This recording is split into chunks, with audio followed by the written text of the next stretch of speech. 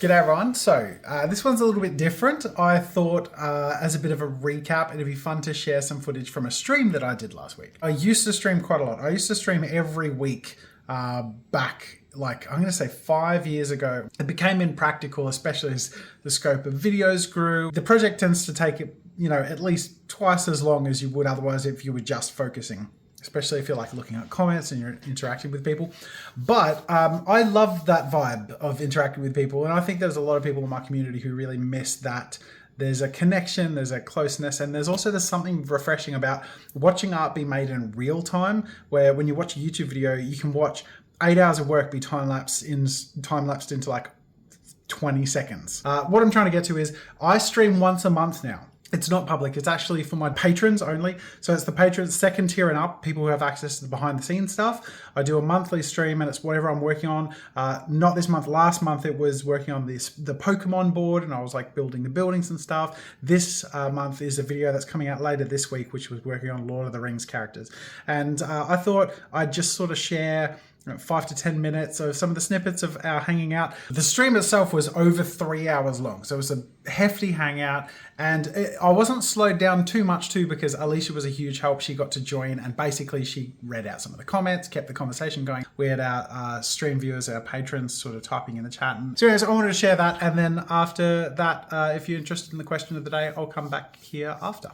Enjoy, especially if you're like the old school Jazza vibes. This is definitely a bit of a return to a bit of that. Okay, so this is current progress. I'll give you a tour of what the plan is today. So I'm drawing Tolkien creatures and monsters from the Lord of the Rings based on the original book descriptions in the books and Tolkien's letters. Oh wow! So Okay, this is real deep dive. the Ents are the second or the oldest thing in Middle Earth. So the oldest is Tom Bombadil apparently. But Okay. the Ents are like the oldest living things. Yeah. What's your favorite Lord of the Rings movie? Mine? Yeah. It's got to be Fellowship.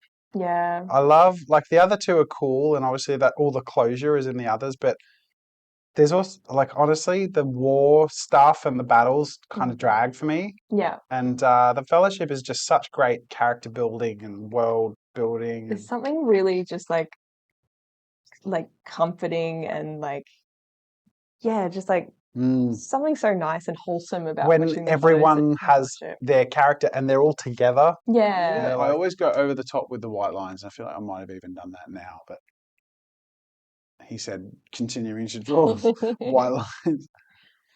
But I'm wondering if I can like... It's the most satisfying part. It is. And it helps with something like this where there's dark areas where everything sort of melds together that you can like... It's like brings a bit of the flow back in. But I'm also wondering if I can... it's kind of nice. Give it the like little touches of golden sunlight. Moved on to the Fell Beast. I sort of have to put a ring wraith on him, huh? Beyond the measure of all other things that fly. Okay. Dragons fly. Oh. Dragons are big. So these grew beyond the measure of all other things that fly. Bigger than the giant eagles, bigger than the dragon. Oh so that for me is like, okay, well, I could have the mounted like ring wraith really small. And have this be massive. It'd be like a speck. Yeah, just for scale, because then we have someone in the foreground. Because if she's like close to us, but she's this small, can you write hairless vulture? Oh, there we go. You like this one? Verging on Skeggsy. On what? It was verging on Skeggsy. And it looks really good. I thought you said it's verging on sexy. Keep that one, it's verging on sexy. Sexy vibes. Sexy vibes. Sexy. Not sexy. What's a Skexy? Can you look up a Skexy? Dark crystal. What is it? Dark crystal. Dark crystals. So he would probably have liver spots, being that he's got no protection on his skin. Yeah, and also like probably quite used to darkness and cloudy skies sort of thing. I don't know. I always find wings anatomy really interesting in terms of like muscles, because like technically everything that moves in a similar mechanical way will have similar muscle structures. So when you draw, and we'll have to do this stuff like when we work on our monstrous anatomy book. But like literally, like if you have a wing that moves like an arm, you need a shoulder muscle, you need a bicep and a tricep. Like you actually need in the same way, like if you have a crank that turns a wheel, it has to be constructed a certain way for a function. Yeah. So for a wing, you actually mechanically need the bicep area and the tricep area, and like, because otherwise you just sort of feel like you're making up lines and chunks or whatever. I'm literally going to give this whole thing a base coat in this warm grey. When you color with your markers, are you like deliberately trying to go in the direction of the wrinkles? Or does it not really matter? I'm more thinking about the direction of it's either motion or 3D shape. So like I wouldn't color this torso this way. Yeah. Because it goes against the grain of the body. So I would actually tend to try and curve it to like, because then also when I go to other colors and blend into that, it needs to blend in the same sort of direction. Yeah. So it'll fold around the body. All right, so if we go fleshy underneath,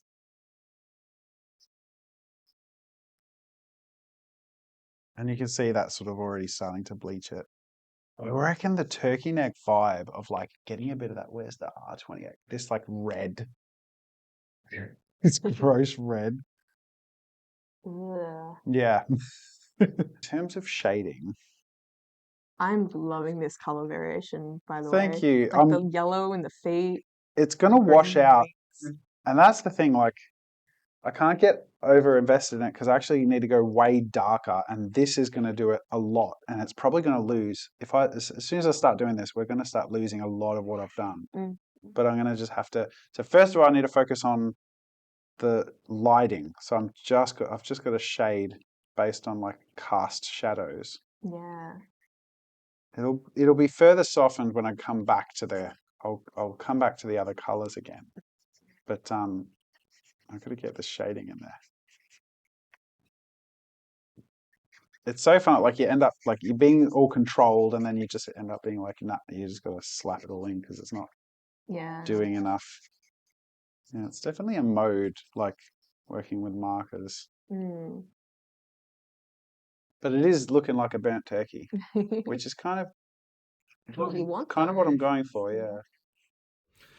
Hope you enjoyed that little flashback, that little vibe into the old school days. It's really fun to be able to do that now, and even though it's once a month, is like a really nice way to sort of connect. And obviously, if you're interested in joining that, join the Patreon community. It's a huge way to support the channel, and it's a way to get sort of exclusive content and more intimate access to sort of be able to join in this stuff, get early previews, all that stuff. So, question today comes from Nana Peterson 2964, who says, what are some shows / movies / games that have especially inspired you in your art journey? It's a good question. I thought about it and wrote them down so I didn't have to think on the spot. My answers are, for shows, I picked 3 of each. So for the shows, I picked Dragon Ball Z, especially when I was a teenager. Game of Thrones was a big one for me, especially just inspired in terms of like the tone and the story and the grit. Loved that. Arcane, definitely the most in terms of like the aesthetic inspiration. Just blown away by the style. Absolutely loved it. Movies, I'm going to say Treasure Planet was massive for me again as a teenager. Dark Knight was massive, inspiring in the same way that Game of Thrones was. Like it's less about the visual inspiration or the aesthetic. It's just the tone and the grit and that flavor I just loved. And I wrote Lord of the Rings because I couldn't think of anything else, and I think because the stream was Lord of the Rings content. But actually, I thought of another one that was way more like inspirational for me, which was actually Into the Spider-Verse. Spider-Man Into the Spider-Verse was for me like a whoa, like massive inspiration. I'm glad to add that one too, because that was a real aesthetic inspiration. And then last, games. World of Warcraft was a huge one. I was never a huge WoW player, but the style. This is still one of my favorite art books of all time, is the art of World of Warcraft. Just the richness of flavor, the strength of style and flavor. It's just so good. And that came out hitting hard, like aesthetically blew me away. Dota 2 was a big one, both because I loved the game, but also the variety of styles and the characters. I got really into drawing all of them and designing outfits and all that stuff. And last but not least, and the most recent one would be Valheim. I'm still hugely into Valheim. I've been playing it for over a year. We've got a private server making a cool epic castle I might show you one day. So that's probably my most recent inspiration, because it's a very creative game and it's also a very punishing game, so that you get very invested in it. Anyways, I hope you enjoyed this little sneaky preview and bit of the back and forth. What a nice little get to know you session as well. So thanks for watching, guys, and I'll see you next week. Tomorrow? I don't know. It's tomorrow. I'm doing this. I'll see you tomorrow.